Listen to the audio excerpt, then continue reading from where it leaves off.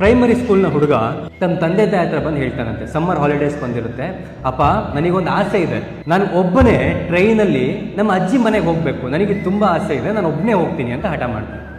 ಅಮ್ಮ ಬಿಡೋದಿಲ್ಲ, ಬೇಡ ಬೇಡ ನಿನ್ಗೆ ಒಬ್ಬನಿಗೆ ಕಳ್ಸೋಕೆ ನನಗೆ ಧೈರ್ಯ ಇಲ್ಲ ಅಂತ ತುಂಬ ಹಠ ಮಾಡ್ತಾನೆ.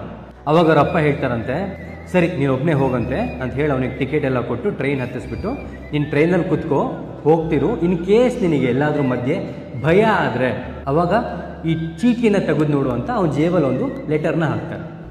ಸರಿ, ಆ ಟ್ರೈನಲ್ಲಿ ಫಸ್ಟ್ ಟೈಮ್ ಹೋಗ್ತಿದ್ದಾನೆ, ಸಣ್ಣ ಹುಡುಗ ಬೇರೆ, ಆ ಜನರಲ್ ಹೋಗಿ ಎಲ್ಲ ಅದು ಇದು ಮಾರೋದಕ್ಕೆ ಕಡಲೆಕಾಯಿ ಅಂತ ಬರ್ತಿದ್ದಾರೆ, ಎಷ್ಟೋ ಜನ ಸೀಟಿಗೋಸ್ಕರ ಸಾಯ್ತಿದ್ದಾರೆ, ಎಷ್ಟೋ ಜನ ಏನೋ ಮನೆ ಬಿಟ್ಟು ಬಂದಿದ್ದೇನೋ, ಒಬ್ಬನೇ ಇದೆಯಾ, ಎಲ್ಲೋ ನೀವು ಅಪ್ಪ ಅಮ್ಮ ಅಂತ ಕೇಳ್ತಿದ್ದಾರೆ. ಅವನಿಗೆ ಭಯ ಶುರುವಾಗುತ್ತೆ. ಅವ್ರ ಅಪ್ಪ ಹೇಳಿ ಜ್ಞಾಪಕ ಬರುತ್ತೆ. ಸೊ ಜೇಬಲ್ಲಿರುವಂಥ ಚೀಟಿನ ತೆಗೆದು ನೋಡ್ತಾನಂತೆ. ಅವ್ರ ಅಪ್ಪ ಅದರಲ್ಲಿ ಬರೆದಿರ್ತಾರೆ, ಏನು ಭಯ ಪಡಬೇಡ ಮಗು, ಹಿಂದಿನ ಬೋಗಿನಲ್ಲಿ ನಾನು ಹತ್ತಿದ್ದೀನಿ ಅಂತ.